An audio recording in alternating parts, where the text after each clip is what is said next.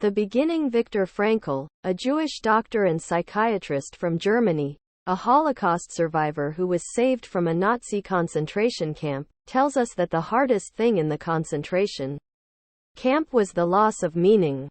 Frankl survived the Holocaust, but almost his entire family, except for his sister, was destroyed. Suffering in the concentration and extermination camps strengthened his perception and claimed that everyone needs a central goal in life, finding meaning in their lives, in order to overcome traumas and difficult situations. Without meaning there is no point in life. According to Frankl, humans are fundamentally free, and although the Nazis could control his body, they could not control his soul, whose freedom they could not deprive him of. Even in the greatness of the Holocaust, he saw an expression of the human spirit and human capacity for freedom, and wrote, "Man is the one who invented the gas chambers, but he is also the one who entered them," with commas, and the prayer, "Hear Israel," on his lips.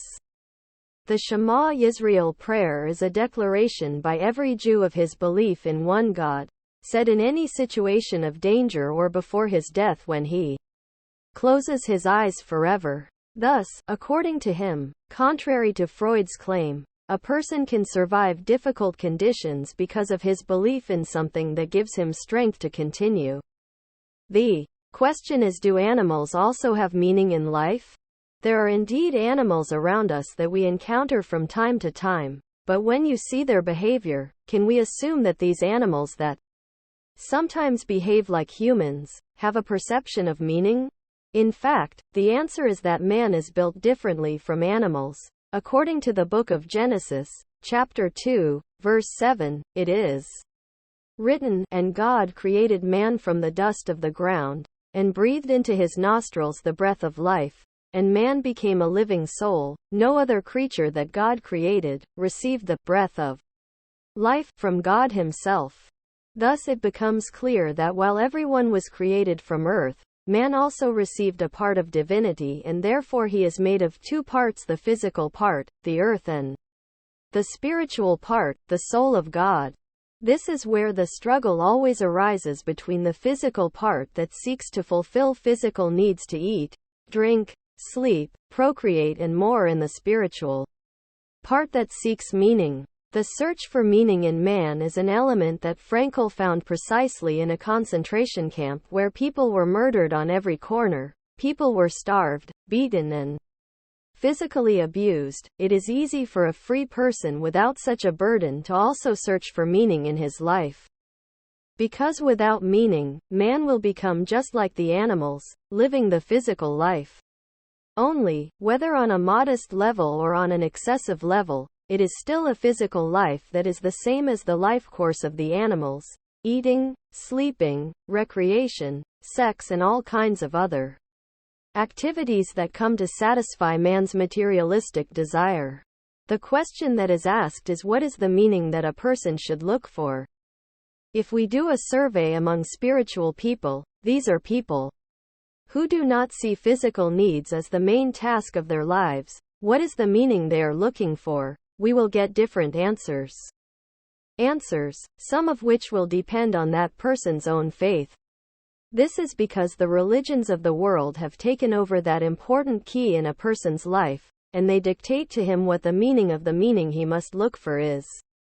This is not the place to analyze these variables according to the different religions that exist in the world.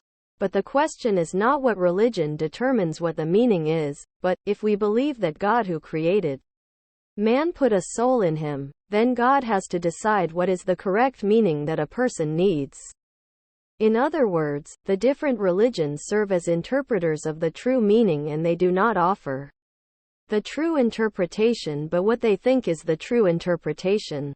That's why when you are confused and don't know what the true meaning of the soul is in a person, simply go to the first source that presented it in the world. In other words, the Torah books of the Hebrew Bible are the first place where these things are mentioned for the first time. From here and only from there we can deduce the true meaning of the soul or spirituality of a person.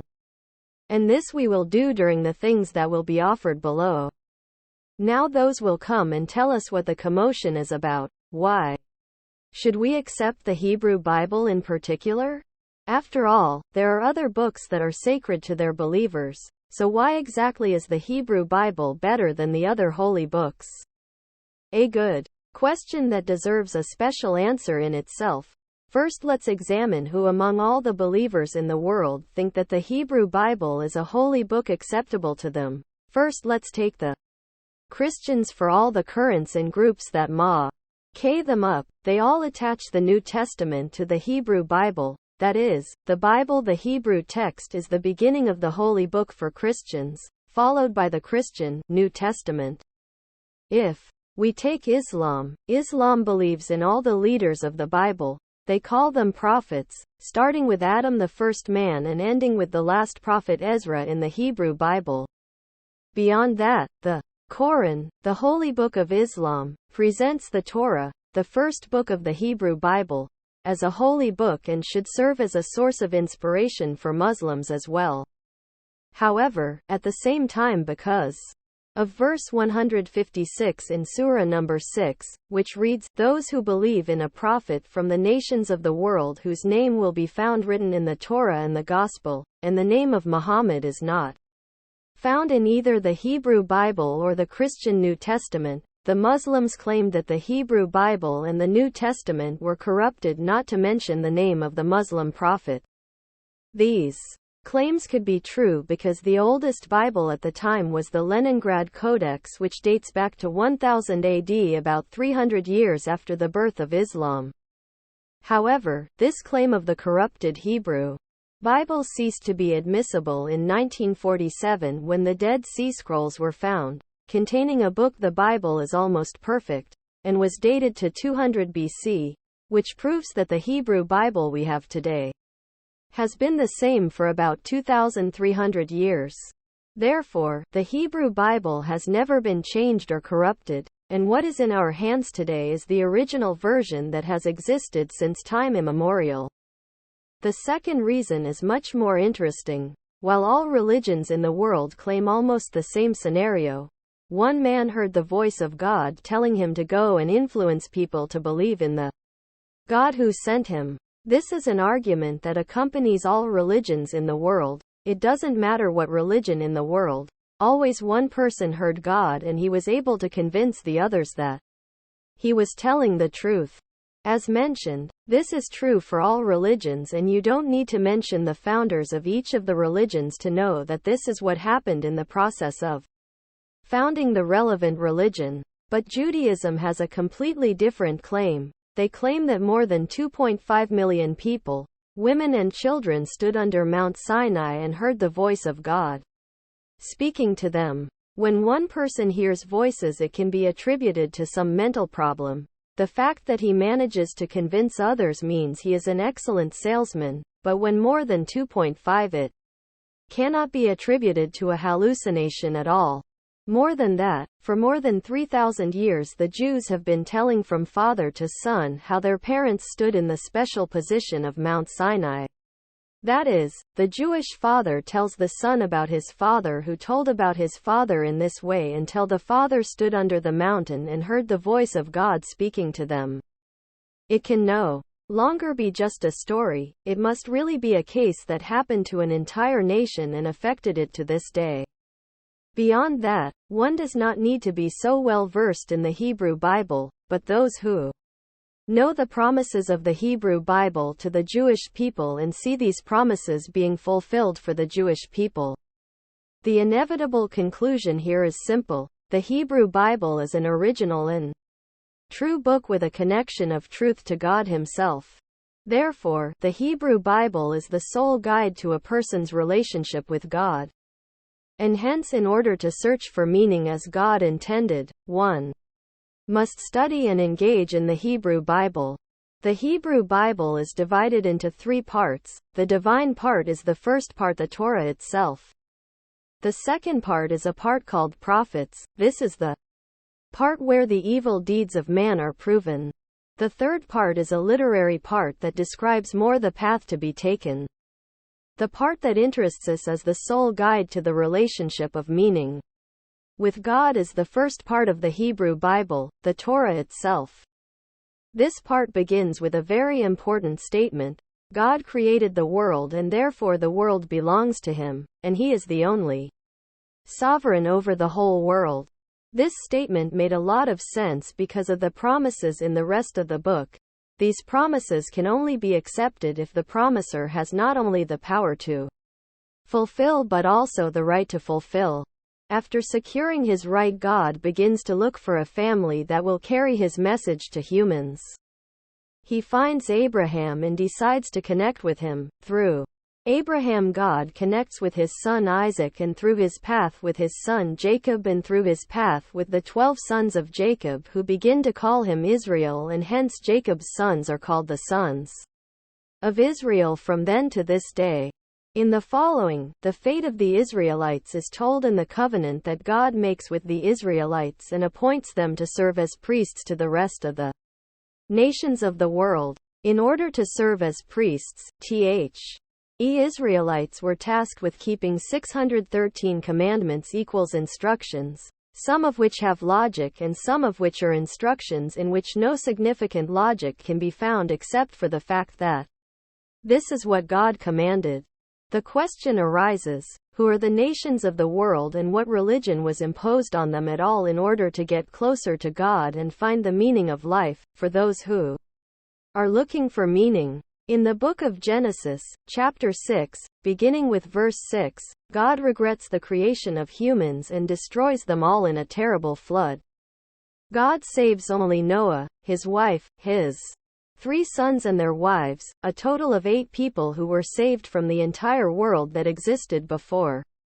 Noah's 3 children Shem, Ham and Japheth with their wives are the source of all humanity that exists today. In the 10th chapter of the same book, it is told about the descendants of Noah's children and how they are scattered throughout the world. However, in order for Noah's children, meaning all of today's humanity, not to reach a situation where God was forced to destroy previous humanity by the flood, God imposed on Noah's sons 7 important instructions aimed at making them behave morally and at peace with God. Basically, with these instructions, God established the world religion, a religion that respects the only God and listens to his instructions and lives in accordance with these instructions as the Torah from the Hebrew Bible presents it.